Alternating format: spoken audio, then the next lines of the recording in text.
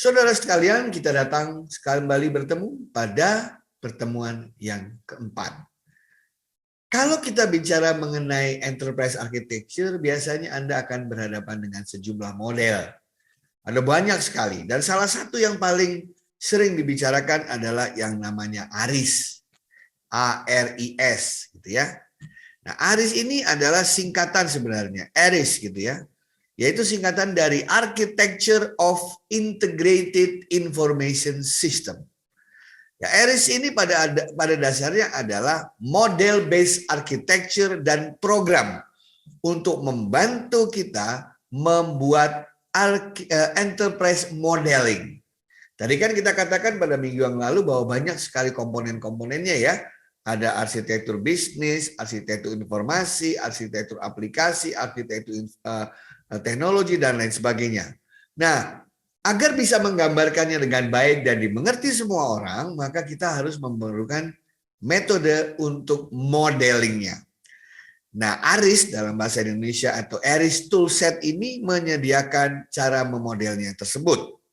Jadi ada dua komponen dari ARIS itu, yaitu ARIS House dan ARIS Toolset. ARIS House itu isinya adalah idenya, modeling besarnya, dan toolset itu adalah programnya itu sendiri. Nah, filosofi ARIS ini dia bertumpu pada bisnis proses. Kenapa demikian? Karena pada dasarnya perusahaan apapun itu, dia ada pasti karena ingin menawarkan produk atau layanan kepada customer atau ke pihak lain. Nah, agar produk dan layanan itu bisa ditawarkan, pasti ada proses penciptaan produk dan penciptaan layanan.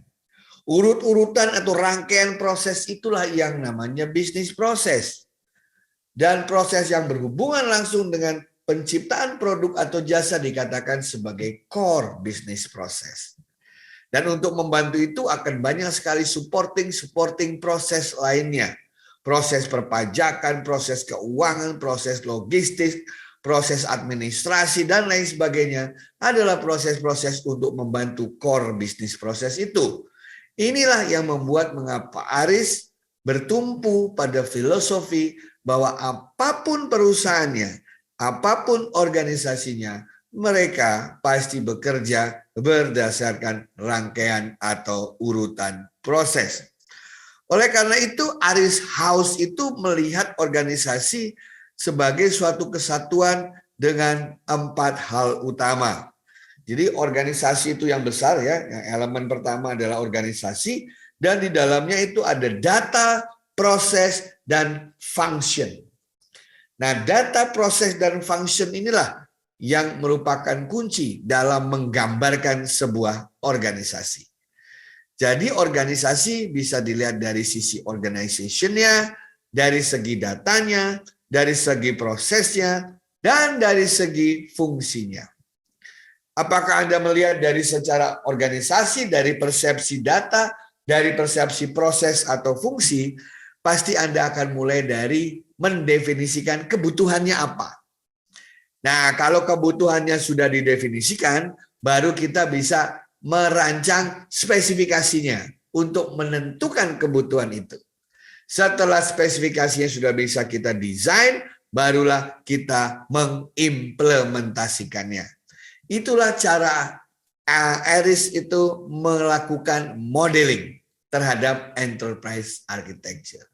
Sama seperti kalau kita ingin menggambar rumah kan, kita bisa membuat gambar 2 dimensinya, 3 dimensinya, gitu ya. Yang penting kita bisa menggambarkannya.